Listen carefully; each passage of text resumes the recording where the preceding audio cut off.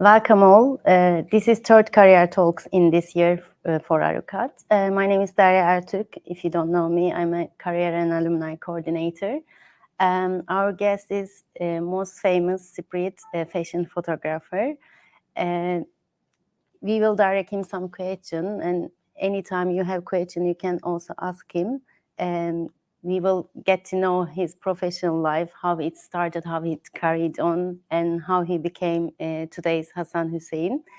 And please feel free to ask him question. If you feel more confident asking in Turkish, you can also direct your questions in Turkish. Welcome. Thank you for accepting our invitation, being with us today. Thank you for the invite. I want to ask about your professional development, how it started. Is there anyone around you inspire you or encourage you to become photographer? Well, when I was a young boy, my father used to take a lot of pictures as well himself. He used to have this small camera, and I used to like looking at those pictures because they were like. Was nostalgic. It in South Cyprus? Because yeah, I know you born now in. Now it's south at the moment, but I used to draw from a very young age. I was about 4 years old, so my interest in art grew, and after a while, you begin to take interest in other things. So when I was about 14 years old, I just got a little camera. I started playing around with that one, and so my hobby became photography, really. And then from there on, I took more of an interest. I used to buy all the magazines and then have my own dark room and everything. That's how it started, really. How was your first dark room like? Well, we used to. I used to just go into the bathroom, lock it all up, and not let anyone in. And I don't know if anybody still does dark room, black and white. Because we used to have all these chemicals that used to have this distinctive smell, and some people like it. I mean, and the whole house used to stink. How your family reacted that? Were they happy? They were happy that you are interested in photography. Yeah, of course. I mean, my family is pretty relaxed, so I mean, I used to do whatever I want. Really, I mean, it was my hobby, so I had to experiment, and my parents just let me do what I wanted to do. Okay, so you were born in Cyprus and you moved in 1972 to UK. Yes, yeah, that's right. Yeah. Could you tell us about your immigration story? How was it? Okay. Well, one day my father said to me, "Oh, you're going to London tomorrow," and that was it. All of a sudden everything changed. One day I'm in Cyprus, next minute I'm on a plane pretending to be someone else's child, because those days, it was very difficult. So my father, he arranged certain things so we could, all of us could go to England one by one. There's 5 of us, siblings. And so, like I said, the next day I found myself going to London, completely different world.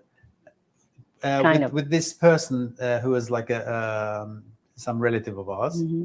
And because our village was about 150, 200 people max, and all of a sudden you're with 6-7 million people. It's you never know this world, because where we used to live, there was no electricity, no asphalt, no nothing. Simple village, and all of a sudden bright lights, and it comes as a shock. But I adapted pretty quickly.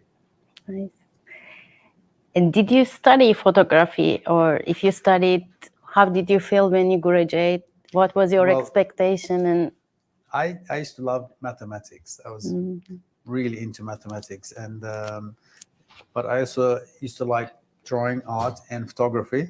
So I got accepted into university to do math, and just 2 weeks before I actually went to university, I decided I don't want to do mathematics. I said I want to do photography. So I said to my mom, I want to go to college and do photography. My mom said, "What are you going to do? You're going to open up a shop? This is go and get a proper job." I said, "No, I want to do photography." She says, "What type of thing. I said, a fashion photographer. She goes, what's that?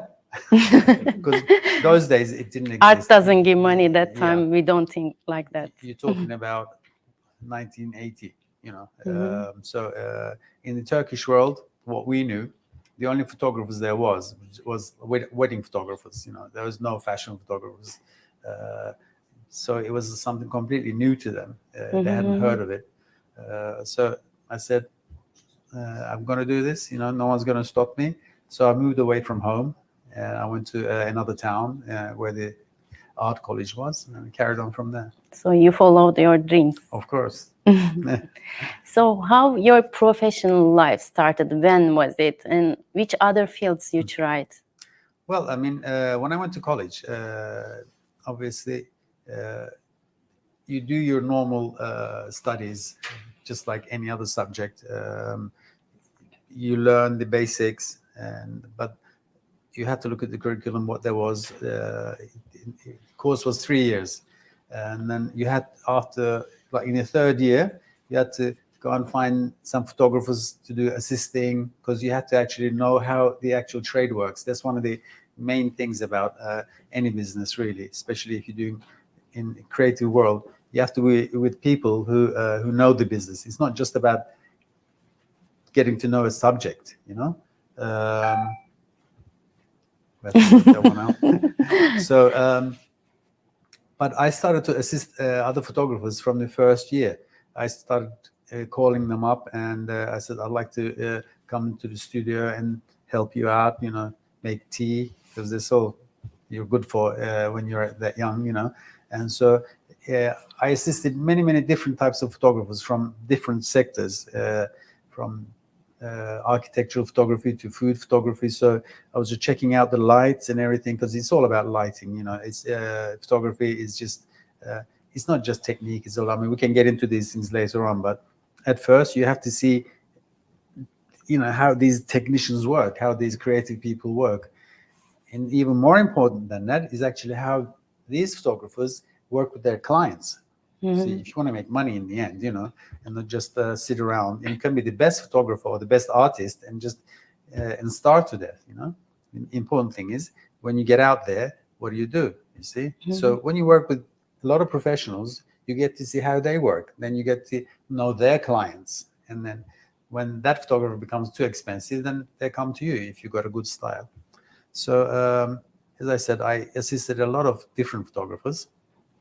And so then I began to do my own shoots, and you have to work out your own portfolio. And when you're an art student, you usually start with a big portfolio like this, like an A1. I think everybody does this. And then it's such a hassle just running around London with this huge portfolio, getting on the buses, getting on the metro. So after a while, you realize it's too big. So you go down to A2, then to whatever, you know, you just keep, and then in the end, you find out that you only need something about this much. But you want to make an impression when you're young, you know, the bigger the better. It's not like that, you know. So I remember I used to go to these magazines. You specialize in the area. Yeah. And I used to go to these magazines, for instance, like Marie Claire, and you work and you work and you work and you do this, you think beautiful pictures, and then you bring it to the table. I mean, you lose out straight away with this huge portfolio. They know, oh God, he doesn't know his business, you know. And so after trying for 6 months to get an appointment, you get an appointment, and you sit there, and they go, okay, dun, dun, dun, dun. Thank you. They send you away, and you try again and again and again. I tried for years. Every time new it's pictures. A good message to students. They have to try. Of course, and every time you have to improve yourself, and it's important in any type of art business. You have to have your own style, but sometimes that comes later on. You can't just say, "This is it. This is all I do. This is me," because you have to look at a lot of things around you in whatever country you are, whatever the needs are. It depends if you're thinking commercially or just for yourself, really. I mean, like I said, we'll probably get into that a little bit later, but if you're thinking about just going in for the money, or just being creative, and I just want to show the world One what of the beautiful best. pictures I do, whatever, So in the fashion photography, you are one of the pioneers, let's say, in Turkey. You find the gap in Turkey in 1990s? Yeah, well, I actually started in London. My very first professional pictures was in 1985. Obviously, it wasn't working all the time. It just started, and the more and more jobs started to come in.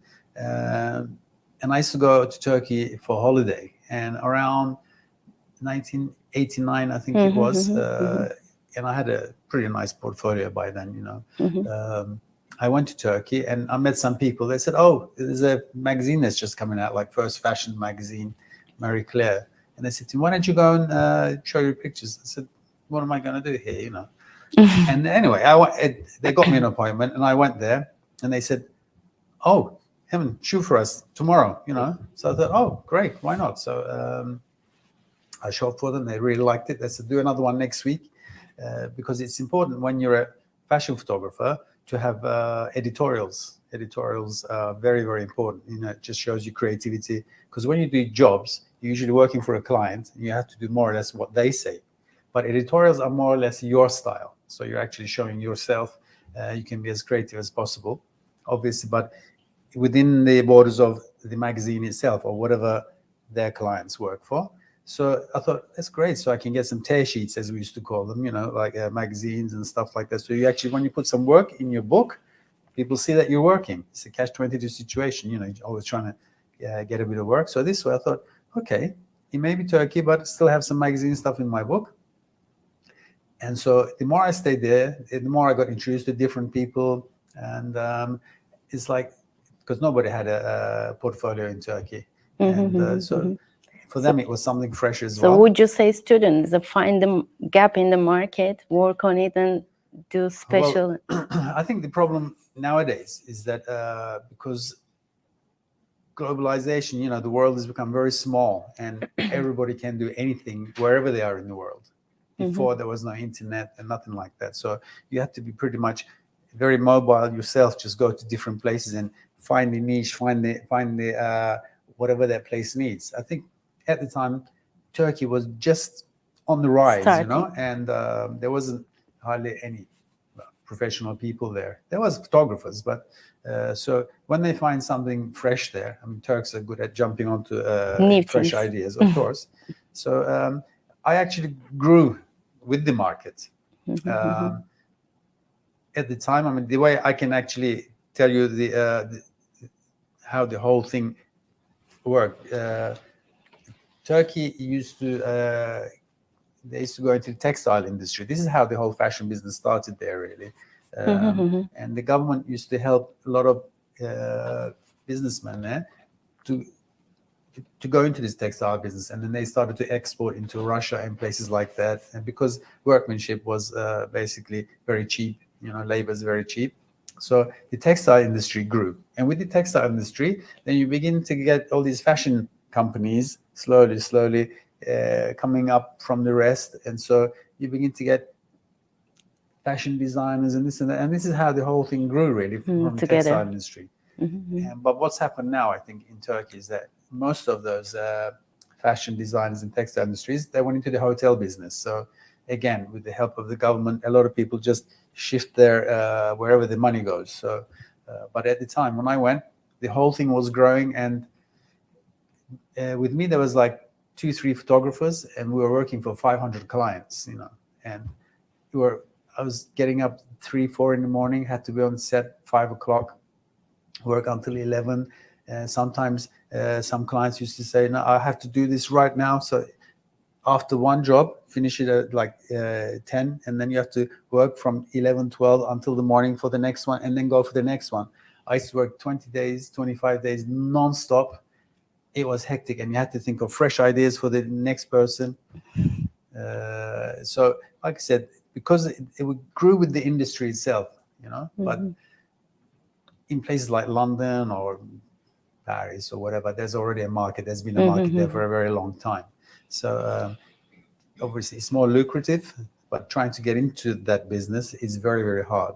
You have to get to know people. It's not just being good at your job. You have to get into that have market. Connections. Of course, you have to literally just find out where people go, which bars they hang out, which coffee bars they hang out, and just like, drop coffee on them. Oh, sorry. Oh, you were that famous photographer. So it's like you got to get in there somehow, and and just say, oh, I'd like to work for you or do something, whatever. And you have to really work for like 10 years in this business until you begin to get somewhere. Unless you're very, very lucky, or you happen to go out with somebody who is actually in that business. Yeah.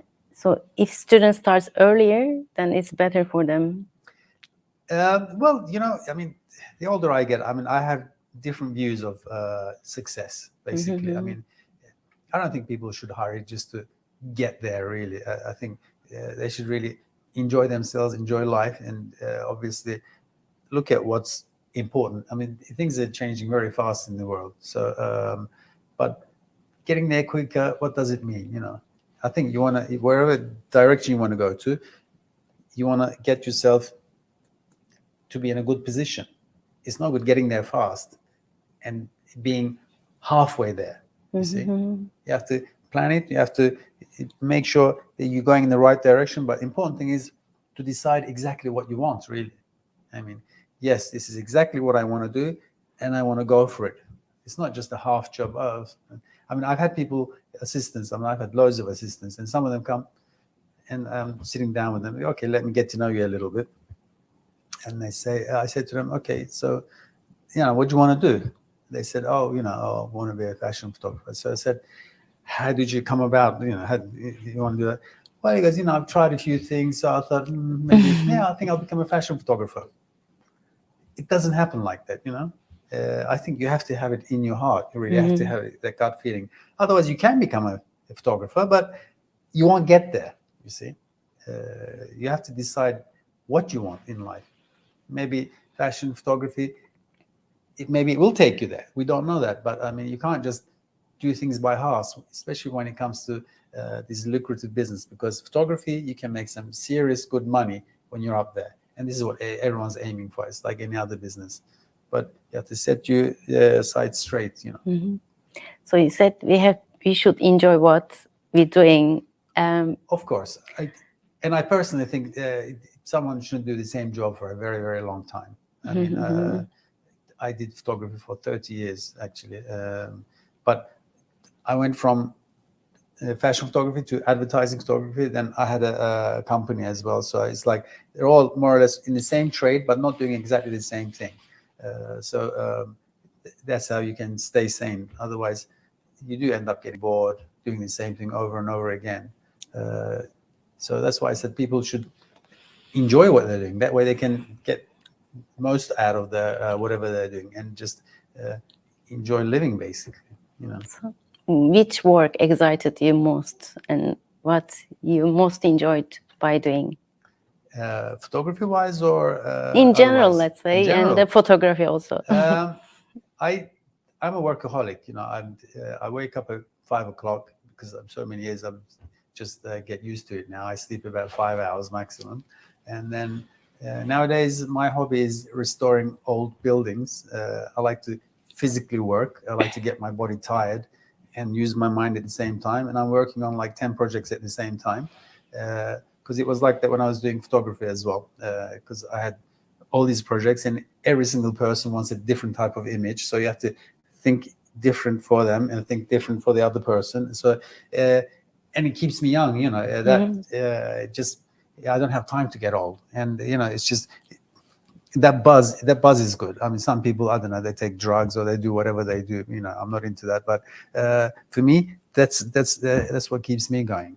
Keeps you fresh. Yeah, it's being creative in a different way, apart from that, but you have to know when to stop as well. Like I said, I'm a real workaholic, but I had to say, when it comes to 7 o'clock, stop, have your coffee. Yeah. Got to do that as well. It's important. I listened one of your talk, and you were saying you like ugly faces more. Well, that's not exactly the case, but was it? What is ugly? In the photograph, because you can work okay, more. I know. I think what I said in the sense, what is beauty really? This is what I'm trying to say. I mean, when you're younger, you have this. It's always media that's showing you. Yes, this person has to have. Now filters whatever, shows us 20 like years younger. certain body features, certain eye features, and you think, oh, isn't it beautiful, this and that. Because it's all in the media. This is what gets to you. I think beauty is whatever excites you inside here, it gets you going. That's beauty, really. I mean, you can find beauty in buildings. You can, if we're not talking about people, or a certain landscape you haven't seen before. So, I mean, I like to work with people who are very interesting looking. I mean, I don't like the textbook beautiful pictures. People, and they have to have something different, something interesting about them. And I like to bring out those features when I take the pictures. So they're a little bit unusual, and I like to bring that out even more. But that's for photography. I mean, in my own personal life, it depends. Like I said, if someone makes you feel good, this is what's important. This is what is beauty. Yeah, absolutely. Forgive me if I'm asking this question wrong, because I'm not okay. close to photography. How do you give your message with your photographs? Well, with that, I think there's one or two ways you can look at photography. I mean, when you start up as let's just say a novice, or you're just interested in photography and you're not sure exactly what you want to do, so then you become a professional. Then you say to yourself, okay, I can make some money from this. I mean, I'm sure some people here, they like to take pictures. Maybe they just want to do an exhibition of their pictures. And I don't think they're going to make much money out of it, but this is what gives them the buzz, you see. But if you're seriously thinking about making money from your art or your photography, then, like I said, there's 2-3 different directions you're going to have to get used to. The mindset is different, because when you're working for somebody else, you have to know exactly who their clients are as well. It's like it goes in steps. For instance, if I shoot for an advertising company, you work together with that advertising company, they come to you because they like your style.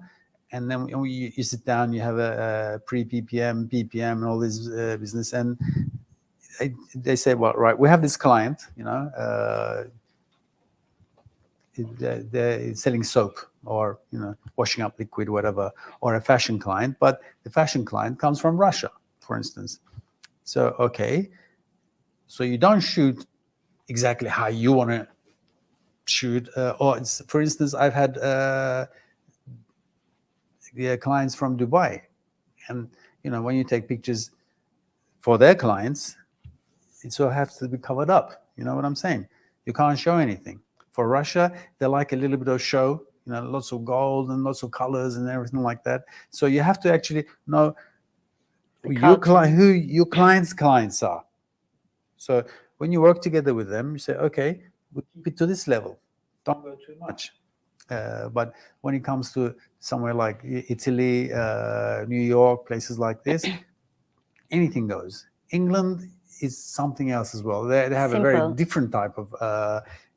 for them, it was the first time when they had, when you talk about models, very skinny, scrawny looking models.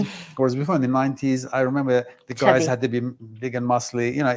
It's different for different places. So you choose when you begin to do your castings, you choose the models according to if they're right for the role or not. So this is the point I'm trying to make. You have to think about your clients, because your client wants to make money by using you.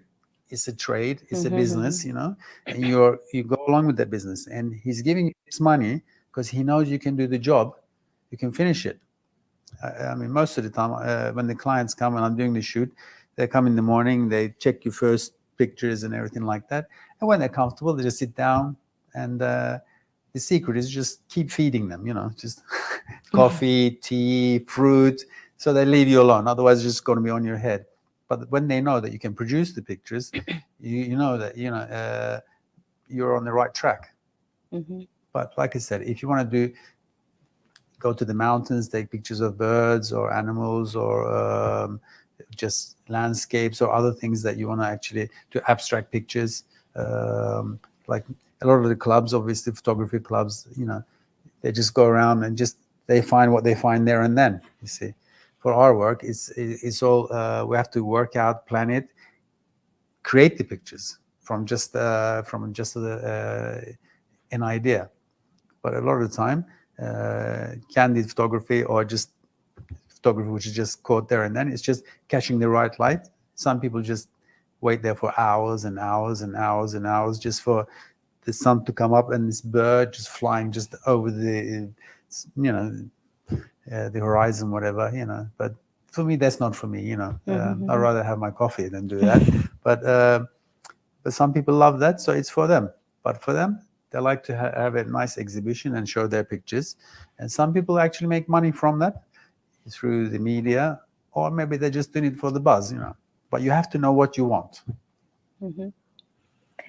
Students might be worried about their future plans. Lots of competition, population so high, and they want to stand out in this rise.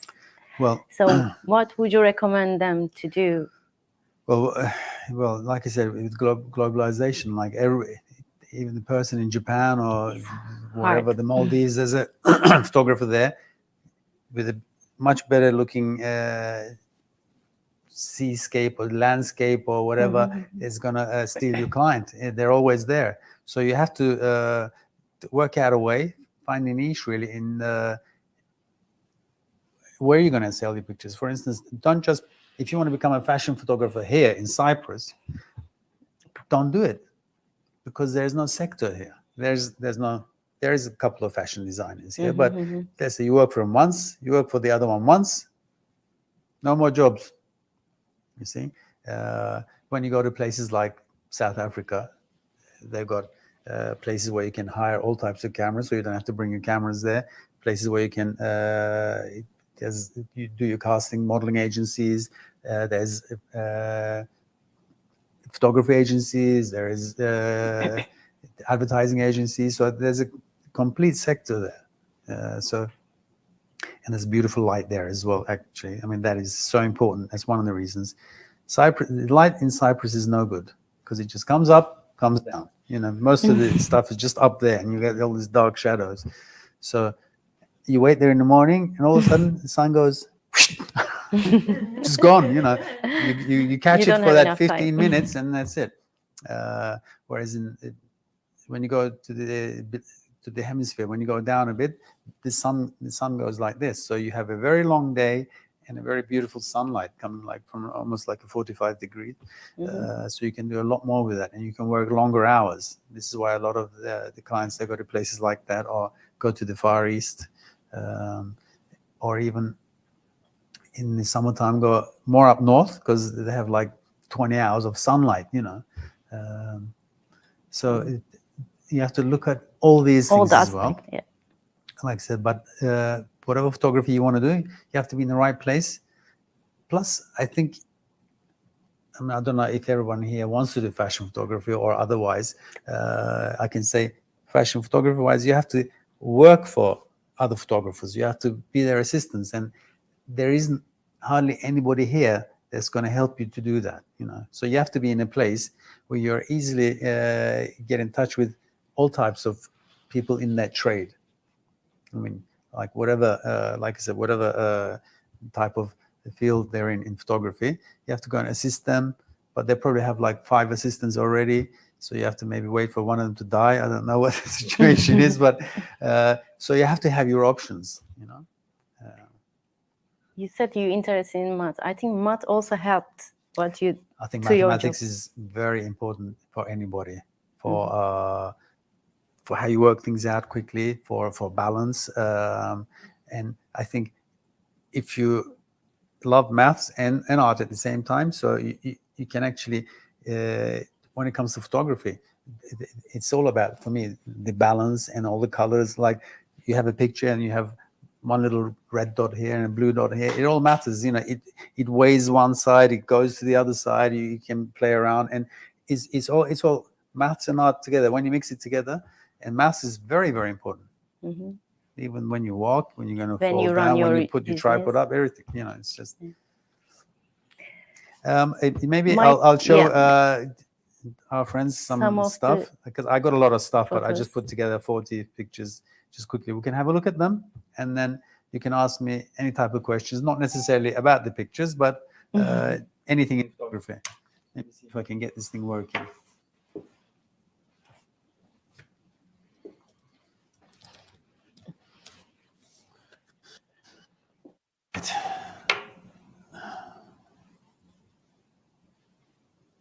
Make your question ready. No.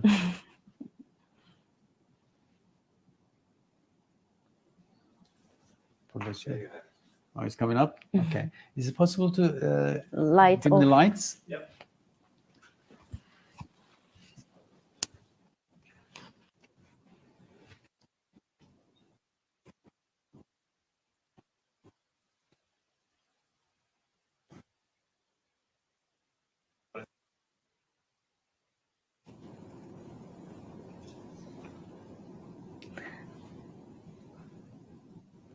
I'm just a couple of seconds on each one, and then if you want to come back to one, we can. But we'll just talk in general. All right.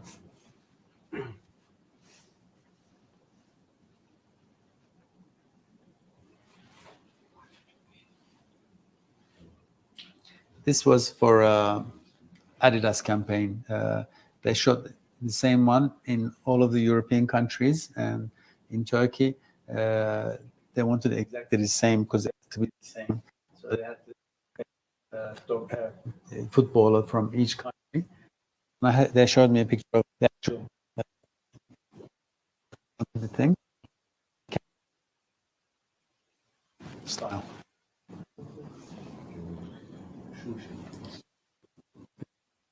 Burayı Sorry, this screen is going a bit wide. I don't know why, but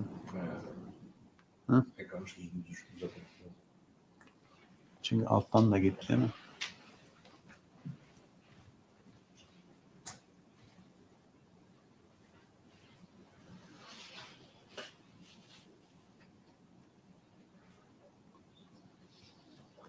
Here, this is one of my favorite pictures. Here, there is 4 different types of lighting. There is daylight, there is tungsten light, there's fluorescent light. Think same time, and this is taken by film. It's analog, absolutely no Photoshop, nothing.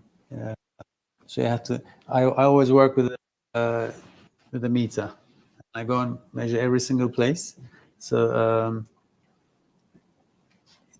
it's like you have to measure where the light is in the face, or in a dark corner, or here and there. So this is very important.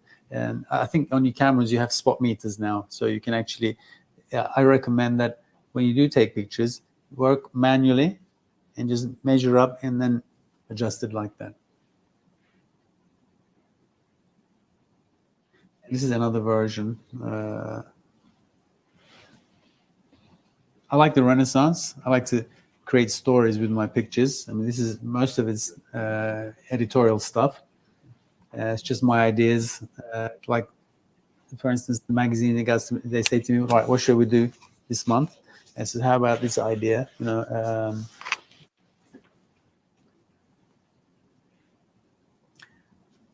with this picture, it was actually raining like hell, really, really like big storm. But in my life, I've never went away from a shoot. It doesn't matter if it's rain or shine, whatever. I never missed a day. Never, ever in my 30 years.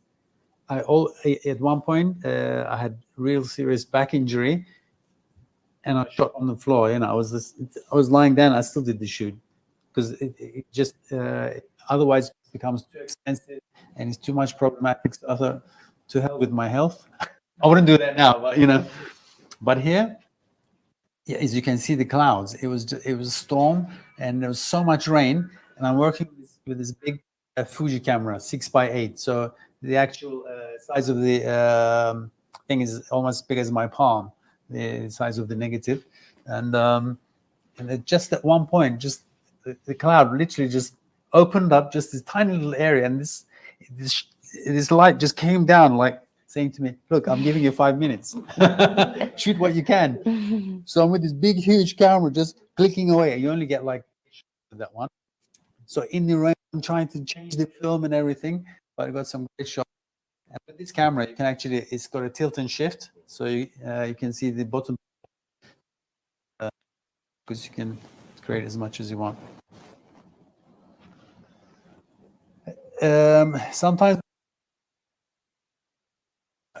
as big as this whole space, and it's very, very hard lighting these. And this way you need a studio, which is 3 times the size of this.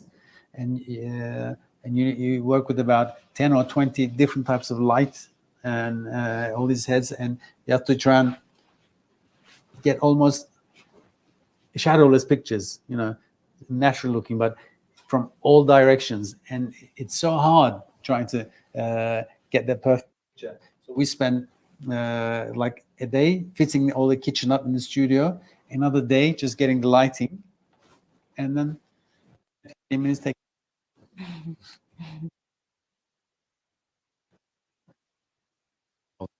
Here is it's expanded a little bit, the screen.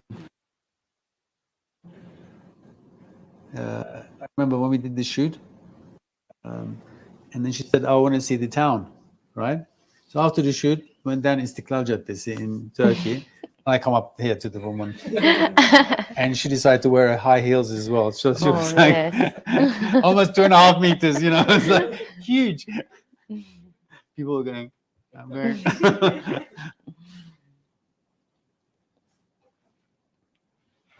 It's a little bit dark, but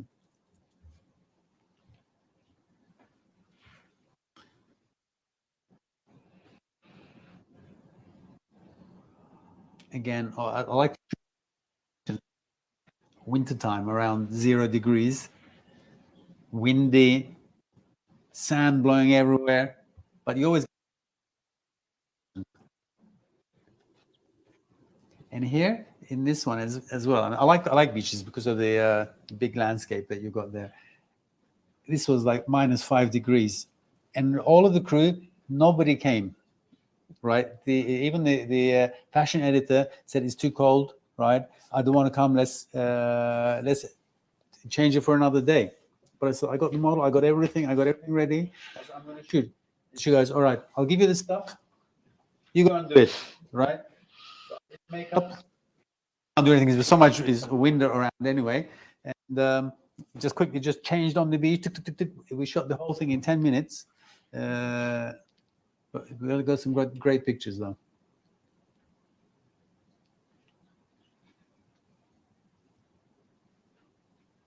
And I made a strip.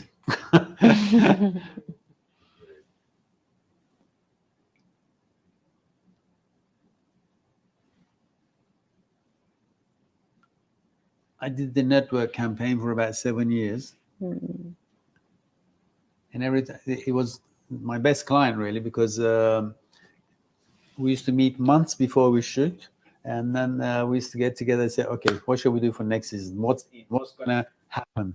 So we used to literally say, all right, why don't we go for greens or the blues, or think about this type of theme. Here it was all about water and glass, you know, this one. And big, huge pieces of glass. Set loads of them up in the studio.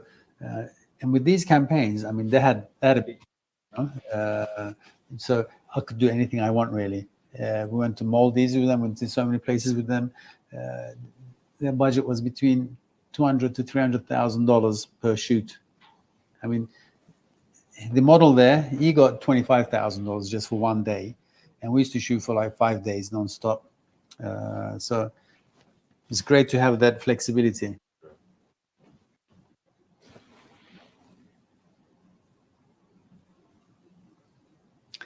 It's for a company, commercial stuff. This is shot this one in London for a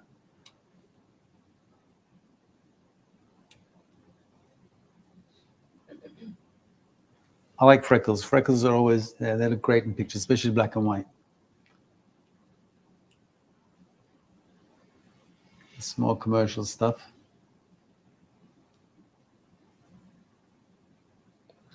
And with this, sometimes you work together with a film crew. Our childhood. You have to work at the same time. Because I do a lot of the productions as well. So the film crew is actually doing it for the TV, and I do the stills. So you have to do the whole setup, set up the background like you're outside somewhere. But this is all studio stuff. And, like I said, for this type of stuff, you need a mother who looks like a nice mother, child, and everything like that. So to make the good feeling, this is what this is all about. So being fashionable is not the thing. Creating a good feeling.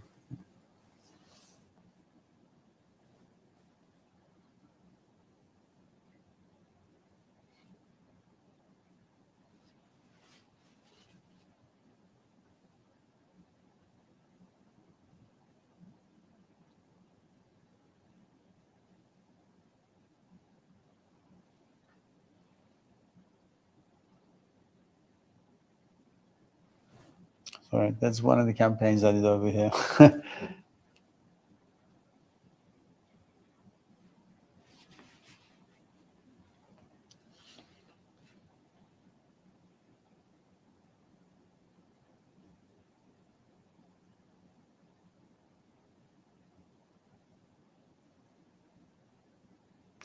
And I like this background idea here because it's very basic. It's very simple, and when you actually whatever you shoot, your whole emphasis goes onto the subject. You know, the subject being the model there, and you just get your lighting just right. That thing drape nicely. You know, sometimes you don't need distractions at the back. You just want to just see a little bit of the studio, a little bit of the background, so you know exactly what it is. So you're propping in all the way, and it gives a very strong image.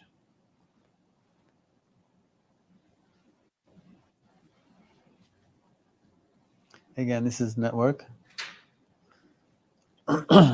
And this is actually shot on a sunny day. So we have a machine, obviously, that makes snow. So we shot this in the middle of the street, and we have these big, huge screens to block up everybody, because you need to block the sun and then create your own light for wherever you want, because the sun is right up there. You don't want to use that sun. So this almost half the size of this place, which is the whole sun. So we've got this, and then from the sides and from the other sides, then you do exactly what you want.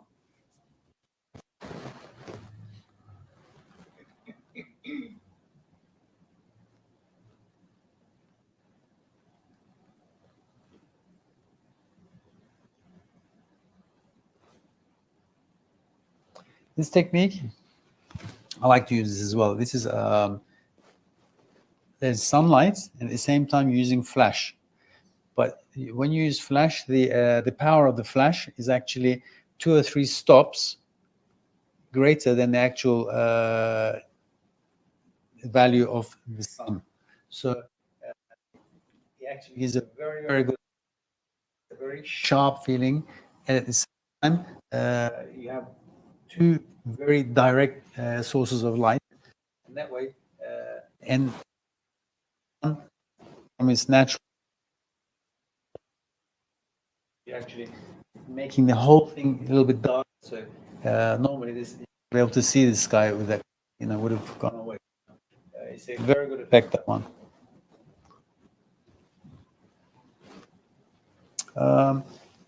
I wanted to show you this because sometimes when you work with certain photographers or when you go to school, they say to you, don't cut off the hands, don't cut off, don't crop from here, don't crop from there. To me, that's nonsense to me. I make my own rules in photography. Even expression. If you say to yourself, well, I want it like this. You know, this is me. You know, this is how I want it. The hands are not important to me. It's the actual whole picture itself. So just go ahead and do it. You know, I suppose when you do certain landscapes, you know, some things do look better if, like, you do like a third up or down, whatever. But it's not a necessity, and no one should judge you for showing a picture, because that's how you want to show this picture. This is your feelings, you know.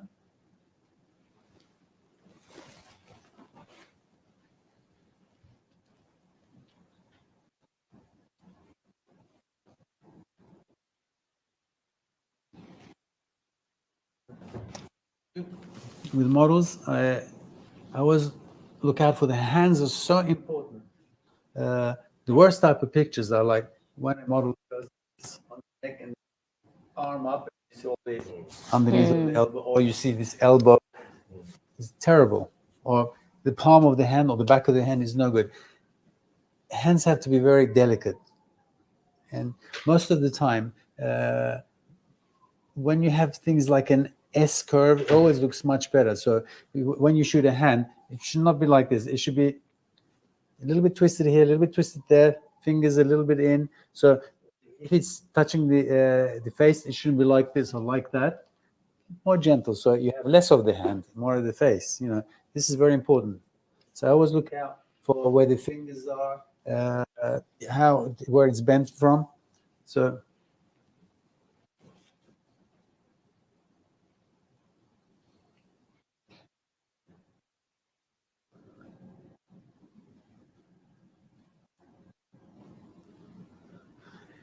and sometimes shooting directly into the light as well. Don't be afraid. And it gives sometimes some very beautiful effects. As you can see, this is not done in Photoshop. This is directly from the sunlight itself. It's just creating an effect. I don't have to see the guy's face, because you're doing a catalog. You're going to see his face all over the place in the catalog anyway. How many times, you know? So it's just basically in here, you're looking at the girl. She's the dominant one in the picture. Whole team, and he's wearing bright as well, so he's automatically he becomes sick. This is the main focus. Looking directly into the camera, she's saying to him, "Look, I'm here," and he's looking away. So you're showing what he's wearing at the same time. You're showing the fashion, but she's the main person. Can you see?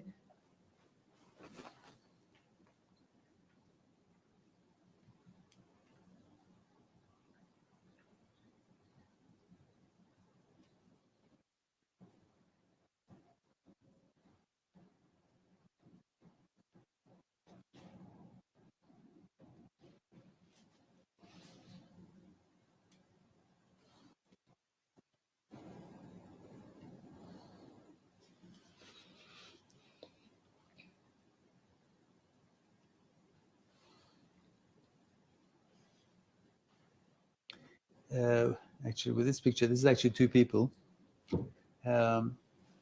She was a famous actress. I forget which country it was. And then just before the shoot, she broke her legs. So she came to the shoot.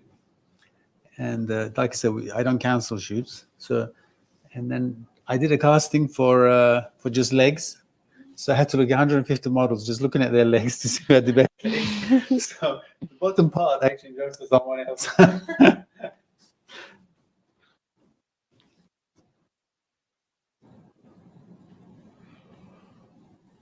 Again, this is shot in broad daylight. I shot flash. At the same time, the around 1/15th of a second. And while I shoot it, I just quickly just shook the camera like this, so you had this beautiful little rim on the side, and takes it away from the actual background itself. You have to experiment.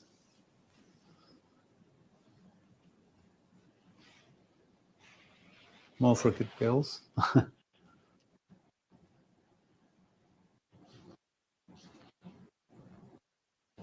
Like I said, and all you need is a little reflector just to get a little bit of shine in the face, and beautiful.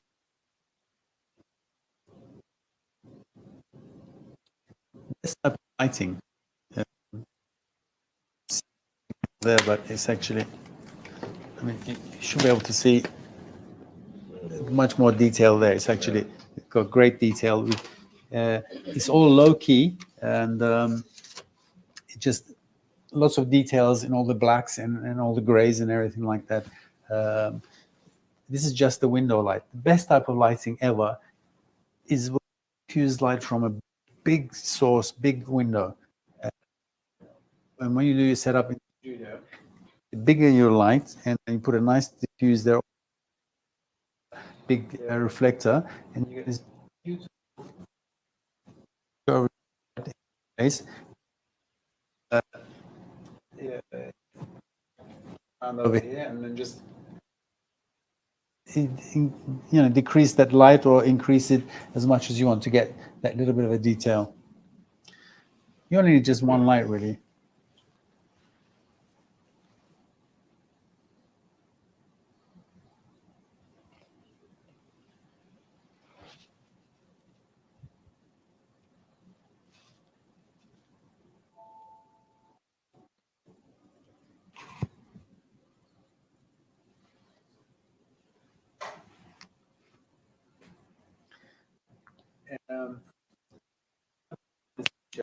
But on this picture, there is absolutely no Photoshop in this picture. Nothing. Can anyone?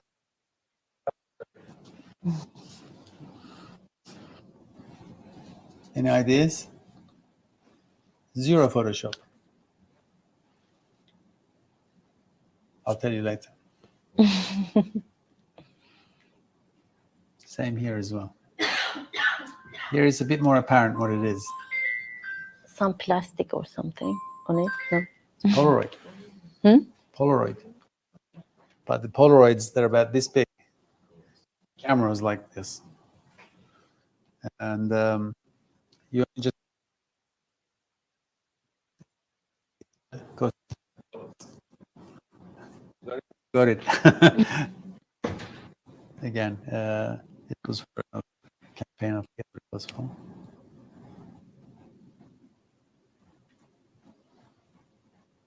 I like backlighting, actually, to use as the main source instead of just directly into the face. When it comes from the back there, and just fill it up just a little bit, it really gives a very beautiful picture.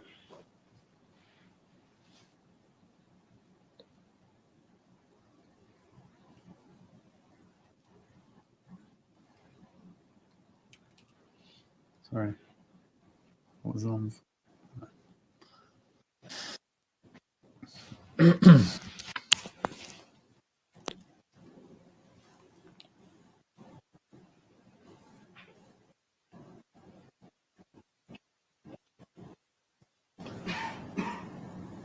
This girl's skin was like as white as paper. I like very white skin in photography because you can do a lot with it. You can get you got your natural contrast. As soon as you bounce a little bit of light on it, it goes. You get bigger contrast, especially if they're wearing something dark. Because as you know, when you light something, say with a flash or whatever, for instance, the strength of this light, let's just say, is 5. For instance, let's just say, when you shine, if you actually want to shoot the clothes or the person, they give 2 different readings. You know that, right? If you're wearing black, you actually need to put a little bit more than what it's showing you. If the actual reading is 5, let's just say, for instance, you have to actually put 7. But for the skin, you have to drop it down. You have to do 3 or 2 to get the same levels in that picture. Otherwise, one's going to be overexposed and one's going to be underexposed. So depending on how harsh that light is, when soft light. I'm gonna the lights now. We'll just talk. Thank you very much. They were great. Same.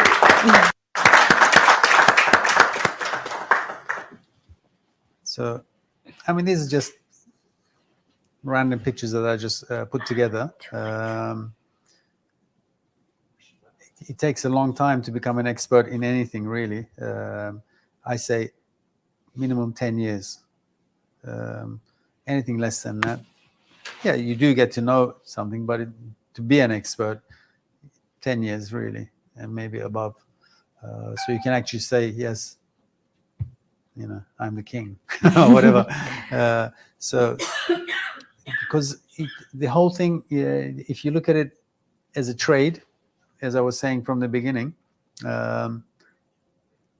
it depends if you want to make money from this business or any other business, your approach will be different to what you want as a result.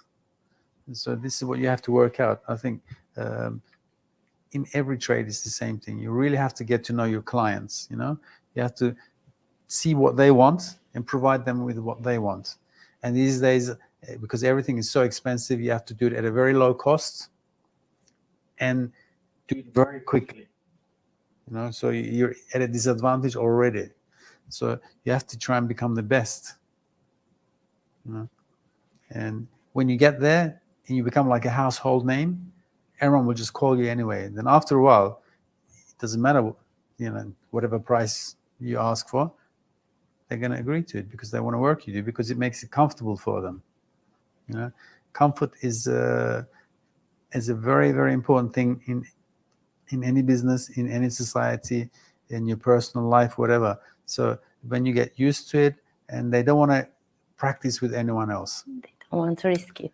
Yeah, because for instance, let's just say somebody says, "Oh, I want 1,000 to do the job," and you say, "Well, I'm 10,000, whatever." And so many times, client has gone with a cheaper person to do a job, and they haven't got the result that they wanted. Because they want so to it's already make cost them money. 1,000. Yeah. So they come back to you, they say to me, I've got a problem, can you do for us? Sorry, you know. So this way it's costing them 11,000 now. So, and they're taking a risk, they've lost the time. And so this way, when they do commission you to do that job, they know you can do the job. And by paying you 10, they're going to be making 500. So that's why sometimes people pay these huge amounts of money to certain people because they know they're going to get it back. If they take a risk with someone else, you know, it's one of these things. They will lose time also, and Yeah, energy, and time, money, and yeah. everything. I mean, nowadays, anything in the fashion, whereas before it used to be like 6 months you had one fashion, and then you had the winter fashion, then you had the summer fashion. Nowadays, almost any fashion goes, but it just lasts for like a month. So on the internet, all right, next one, next 1 week, next one. Yeah, but it gives you opportunity to actually do things because it is moving so fast. Any question, guys? Yeah. Do I have to give that, Çağdaş hocam? Türkçe söyle. May I give you this? Türkçe söyleyince İngilizce mi cevap vereceğim? Evet, okay. Denemiş oluruz. Ben moda fotoğrafçısı olmak istiyorum. Adım Nevzat bu arada. Merhaba Nevzat. İstanbul'da asistanlık yapmış olduğum fotoğrafçılar var. Burada da 4 yıl modadayım ve şöyle bir sorunum var. Belki yani siz de yardımcı olabilirsiniz diye soruyorum. Moda anlamında yani çok fazla bir sektörümüz yok maalesef. Ben şahsen ajanslara çekim yapıyorum. İşte bu küçük defilelere ya da ajansların portfolyolarına çekim yapmaya çalışıyorum. Burada da fotoğraf öğrencisiyim. İsmail Hocam'ın öğrencisiyim. Bu adada kalmayı düşünmüyorum. Fakat kendimi geliştirmek için, portfolyomu geliştirmek için yurt dışında daha çok iş yapmak için sizce ne yapmalıyım? Yani kendi başıma da olabilir. Şimdi bu adada senin zamanın tamamlandı mı yoksa daha burada? 4 yılım var. 4 yılın daha mı var? Hı hı. Öyleyse bu adada kaldın. Sorry, I have to answer in English. My friend here, he's saying he's on the island and he's studying photography. He also does some jobs himself, and he wants to further his career into photography. And he said to me, what should I do? Earlier on, I answered some of those questions, but I will repeat them again, because here in Cyprus, there is no huge fashion business. It's so very limited. So the amount of jobs you're going to do, even when you're a small or a big photographer, it doesn't matter. You're going to do 1 or 2 jobs a year, you know, or just very, very small jobs just to keep you going. I mean, personally, you understand what I'm saying, right? I will talk slow, yeah? If you do have the chance to assist photographers in another country, I would preferably go there. But I know you're here, you're studying over here. There is no age limit. There is no time limit. Sorry. So don't be in a hurry. You got to excuse me, sorry. Don't be in a hurry. I'm just saying, get to know photography a little bit better. But if you have an opportunity to go somewhere else where you can assist photographers that are actually in the market, you know, I would suggest go there, really. If it is your prime target is to become a fashion photographer and nothing else, then the sooner you do it is probably better. But if you're not sure, if you're just abiding your time, then you stay and hang around and see. But if you're really, really saying, right, fashion photography, that's my thing, I really want to do this, then you have to start making contacts and just speak to some professional people and go and work with them. So the thing is, as I said before, you have to get to know the market of the place. You have to get to know how these photographers work with clients. It's not just taking pictures. I mean, you'll get to see how they work with their clients and see their techniques, but you will get your own technique and your own style. That takes time, but you have to know how the whole system works. And unfortunately, in Cyprus, it's very limited. Another question?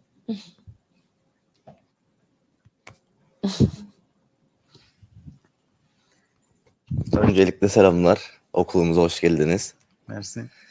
Benim sorum küçük yaşta İngiltere'ye gittiğinizde oradaki fikir dünyanız nasıl gelişti?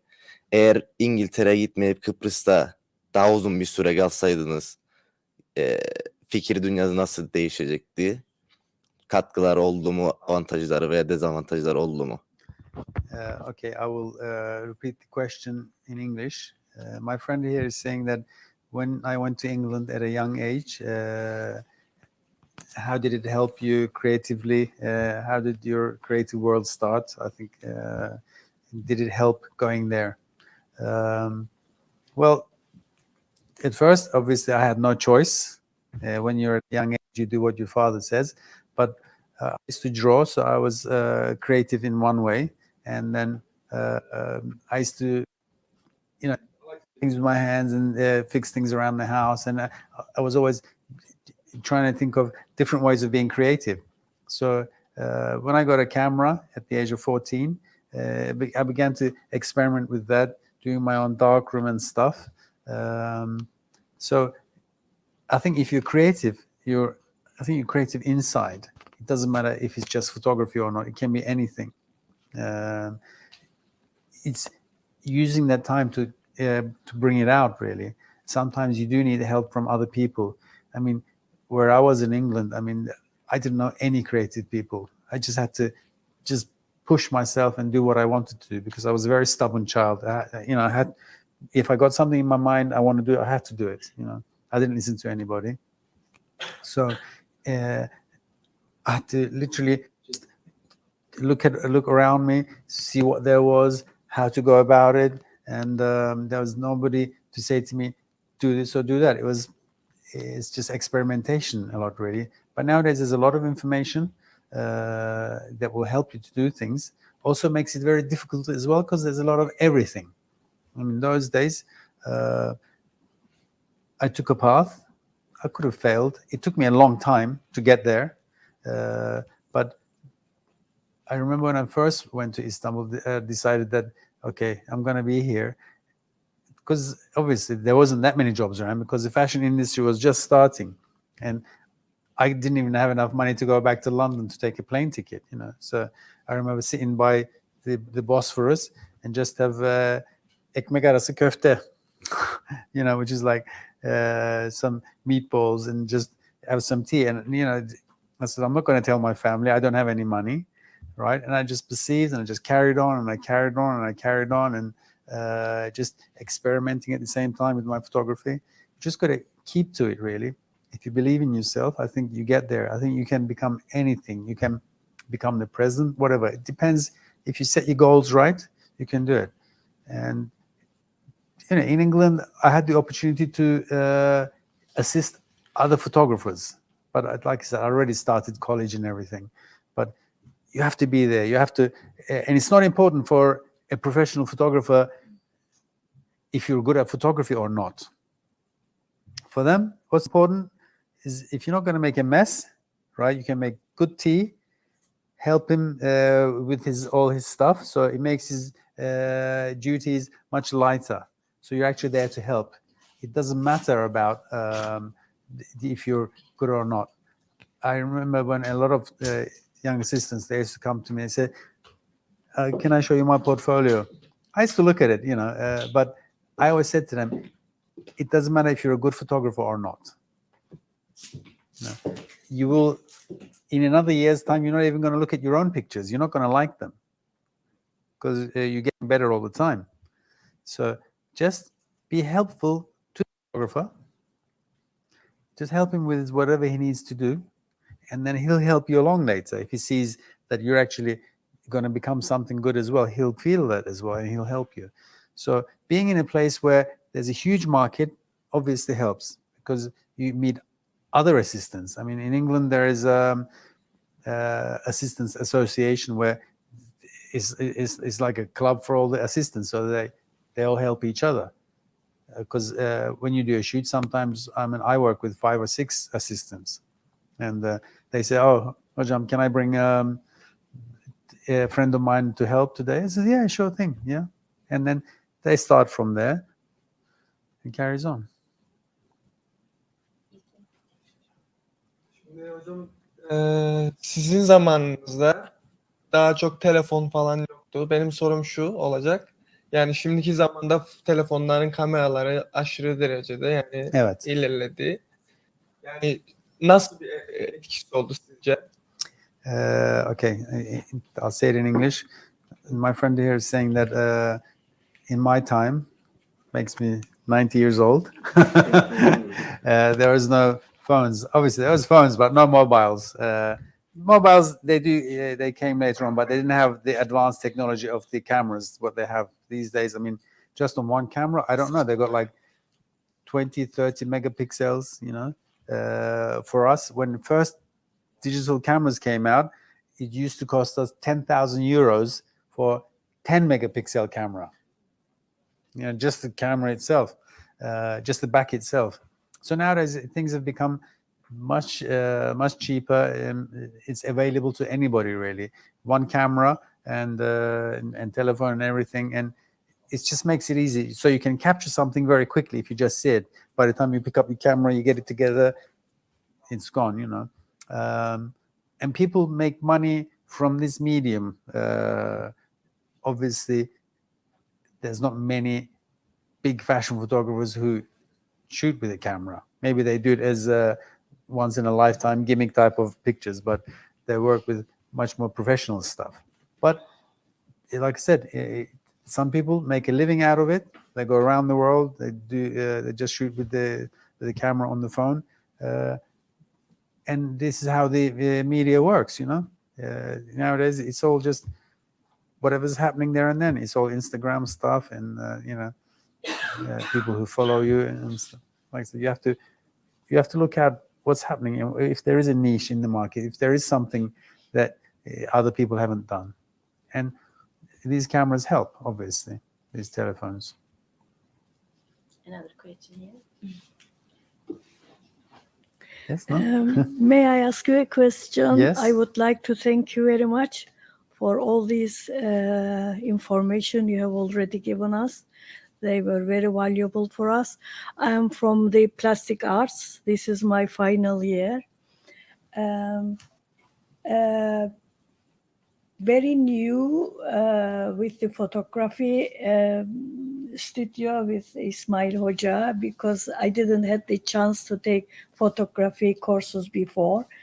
I would like to ask you a question: how I can use photography to benefit my artworks? Okay. Because I'm mainly very much interested in light and shadow. And I would like you, if you can explain me the basics of taking visually attractive photos. How Okay. can I manage that? All right. Thank you very much. Couple of answers to that. I think when you're working with mainly clay, right, you're looking at a 3D object basically, and when you go to some exhibitions or places like that, or where there is 3D displays, I think the most important thing is the lighting on them. All right. Like even if you're going to shoot somebody, you just put a light from the top, they look completely different. Light from the side, completely different. So when you do your sculptures, okay, lighting them. I haven't gone into photography side of it yet, but just when you're actually looking at the form, I think, and you're displaying it, you have to light it properly. Not just one light just on top of it like that. You have to create the mood. And I think looking at anything, right, they should all be viewed at a certain distance, you know.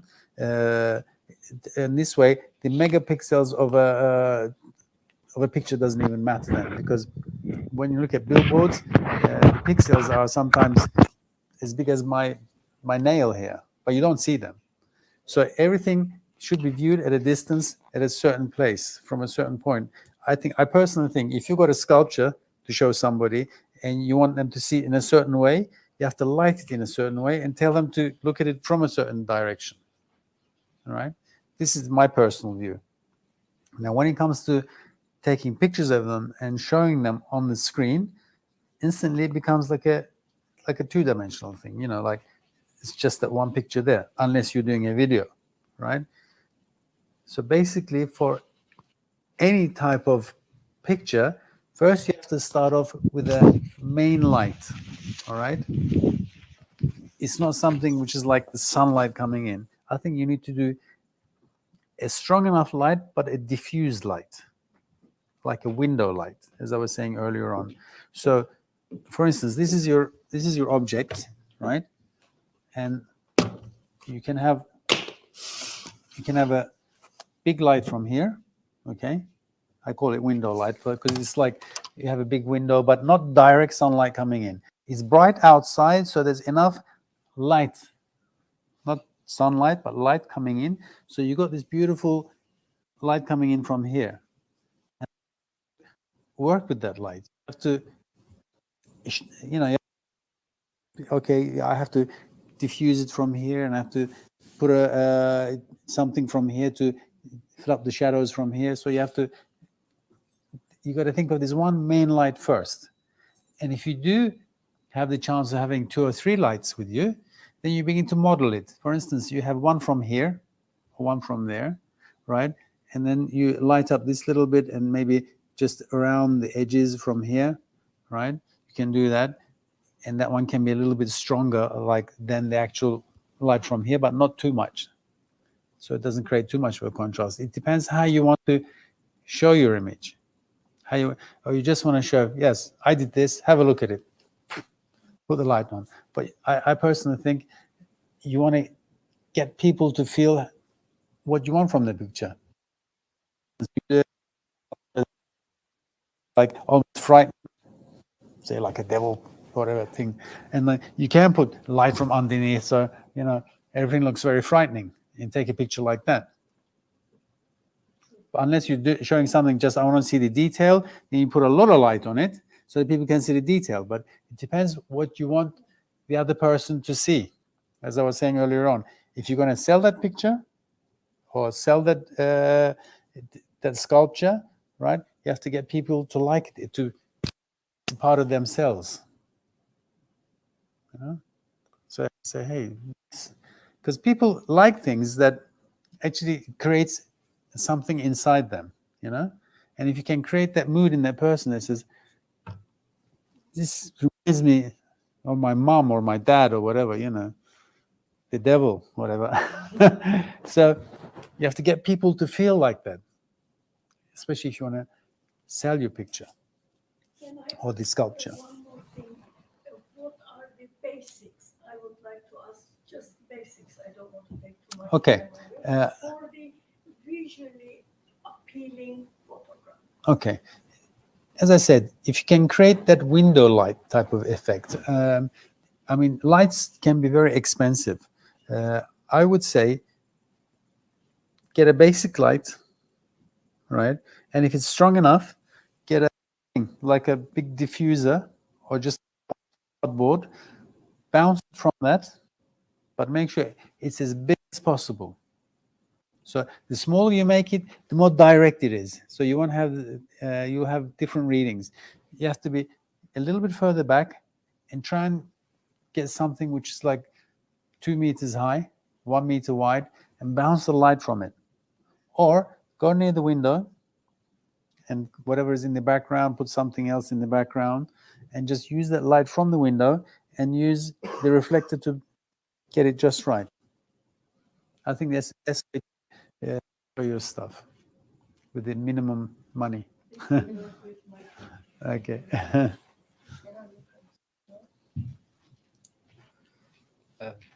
Şimdi sormak istediğim bir soru daha var maalesef. Tabii. Asistanlık yaptığım zamanlarda İstanbul'da sadece fotoğraf anlamında değil de birazcık daha multidisipliner bir çalışma gördüm çoğu zaman. Klipler olsun, moda filmleri olsun, bu tarz şeylerde videoda yani önerilen tarafta sürekli gelecekte ön planda olacağı söylendi bana. Yani fotoğraf ve video artık iç içe geçmesi gerektiği, bir fotoğrafçının, en azından bir moda fotoğrafçısının video İkisini de öğrenmesi lazım diyorsun. Evet. Ama benim sormak istediğim şey şu. Klipler de çekiyoruz Kıbrıs'ta. Elimizden geldiği kadar drone'larla, yani kameralarla, şunla bunla. Fakat bir sonraki aşama sizce nedir? Video dışında ne yapmalıyız? Okay. My friend here is saying that he does video work and with photography, and he's assisted in Istanbul where they did both media, photography and video, and he's saying that some photographers are saying to him that video will take over photography in that sense, and how true is this and what he should do.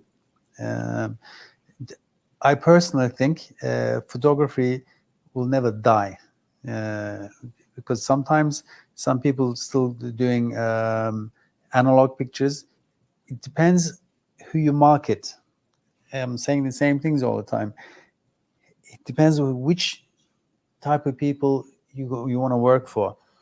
The video type of the trade is expanding all the time, and things are getting cheaper, so people can do a lot of special effects, or they can do what they want to do at a cheaper price and quicker.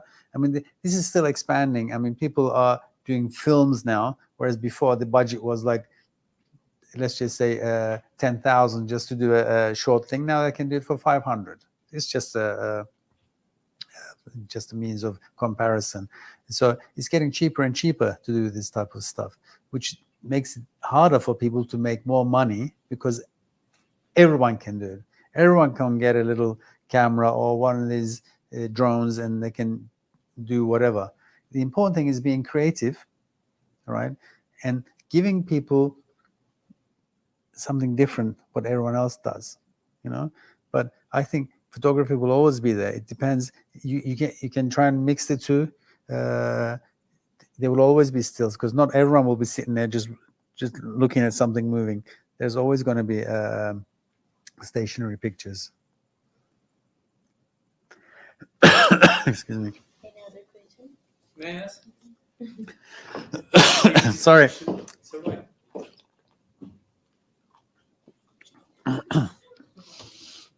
First of all, thank you for being here. Thank you. For the extensive and informative presentation. Maybe this question is a little bit asked, I don't know. So also in advance if it has been asked already. I would like to ask first technology advances. We are having more and more features in our pocket even.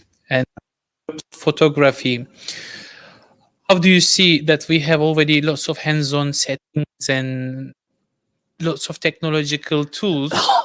Excuse me.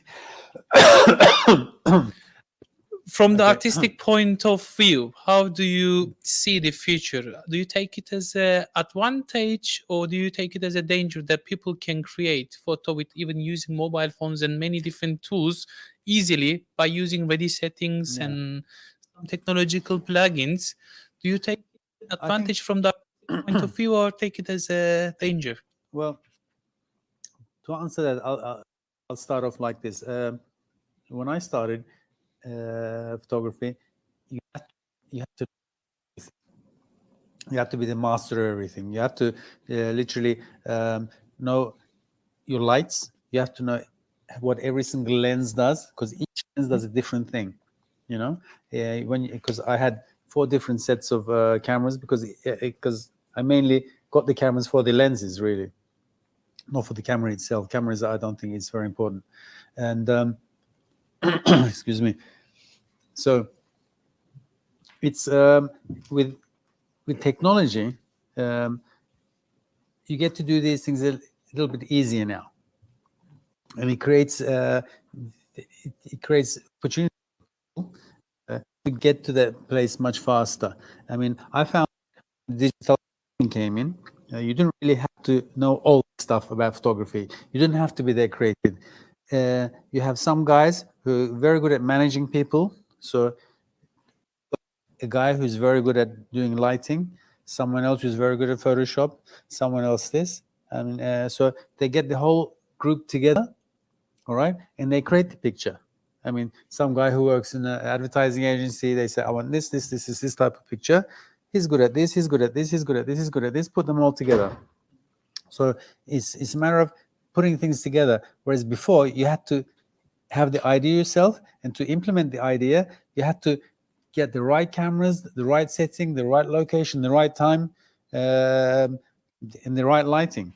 And these really, it's gone beyond that, because there's now, I mean, when first with the Photoshop started, I remember, like, it used to take hours and hours just to do a command, and we used to charge $300 just for one Photoshop, because it took so much time.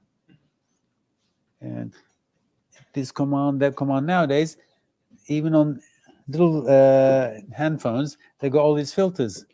What you did in half a day, in 1 second. Tick, tick, tick, tick, tick, tick, tick, tick. And I think, okay, it is good in one second to spoil everybody, because they take a picture, I don't like it. They're taking a picture, I don't like it. They're taking a picture, I don't like it. Well, in your head, have exactly what you want, create with the light, until this stuff was developed, and then when it came out, oh, this is nice. It actually lasts a longer time.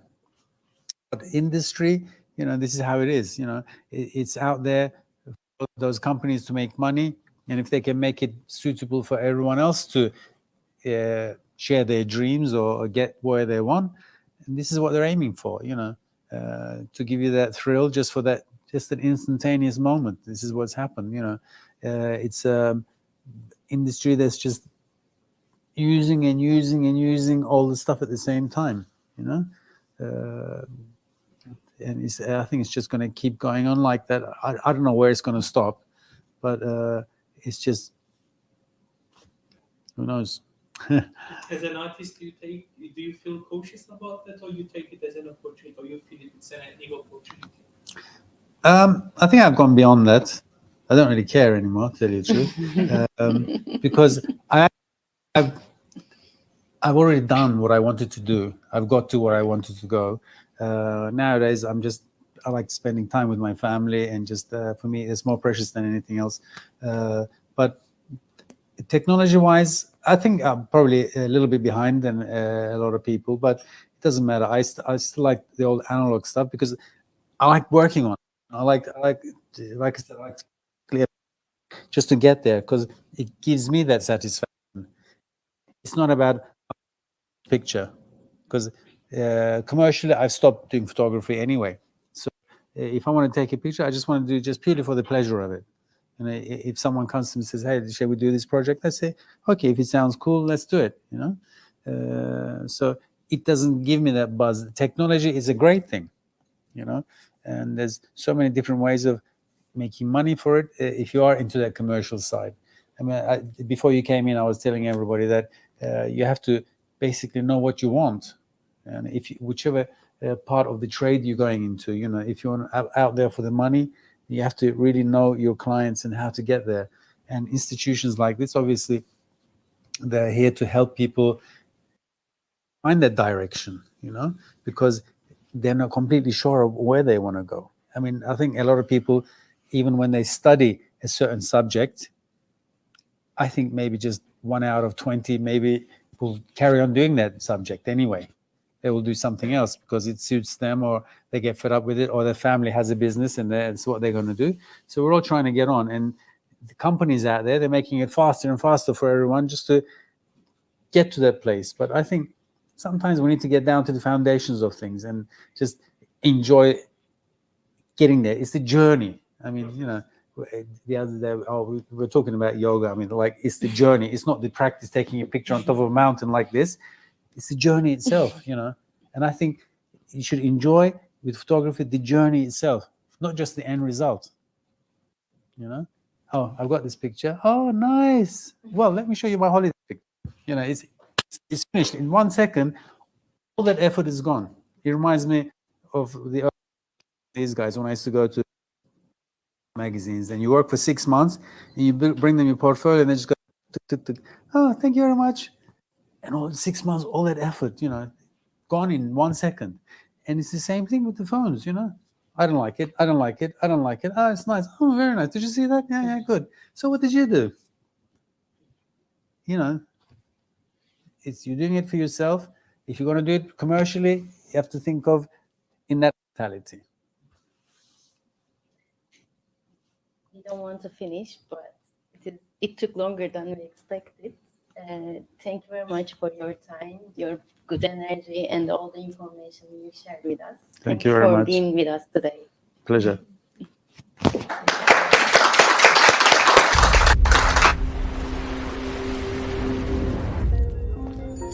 Do you remember how you discovered the world around you? Can you hear the beat of life?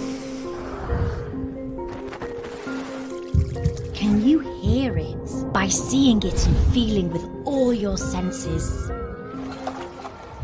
Hey, can you still hear it?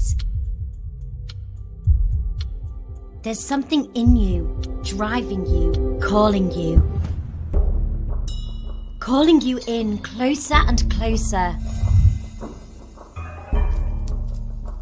It's happening right now. Time to free your curiosity that's always in you. Now it's time to act. This is an act of discovery. It requires looking to the world in new ways.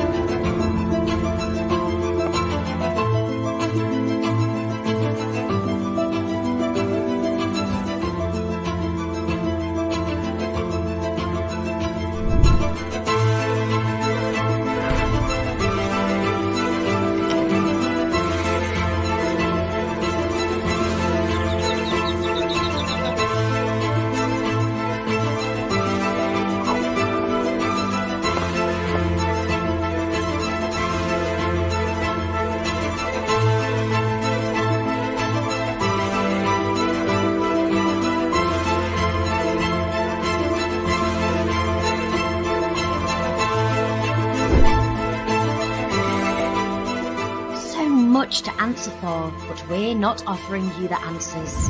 We are here to encourage your questions, but more important than the question is how you answer it.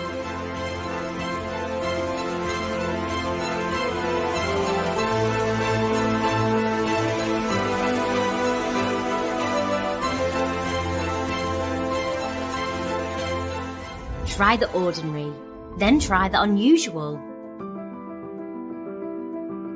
To live is learn, and to learn is to live. Live, learn. It's an endless process. This is your path. This is your journey. You decide how it's going to be.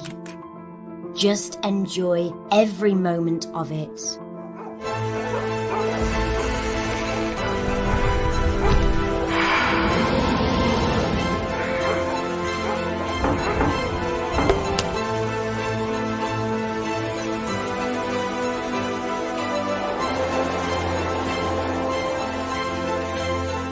We believe in design, keeping it simple but also significant. We believe in art for looking at the world with a unique perspective. We believe in creativity for communicating better with the world. Creativity takes courage. The future belongs to the curious. Come and experience it with us in Aracad and discover your creative potential.